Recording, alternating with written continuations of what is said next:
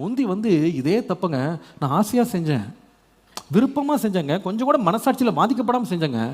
ஆனால் இன்னைக்கு பரிசுத்த ஆவியானவரால் என் மனது புதிதாக்கப்பட்ட பிறகு அதே தப்பு தாங்க, அதே சினிமா தான், அதே தவறு தான், அதே பாவம் தான், பக்கத்தில் போக முடியலங்க. இவ்வளவு நாள் என் ஆத்மா அந்த பாவத்தை செய்யும்போது பாவத்திலே செத்து கிடந்ததுனால எனக்கு உணர்வே இல்லைங்க.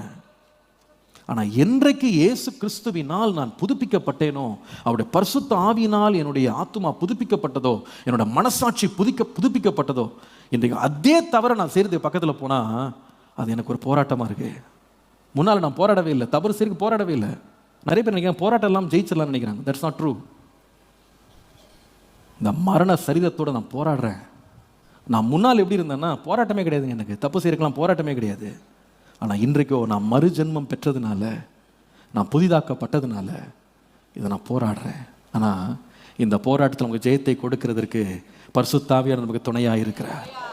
பாருங்க, நான் நல்லா சொல்கிறேன், நிறைய பேர் self control, self confidence, self effort, சுய பிரயாசம்,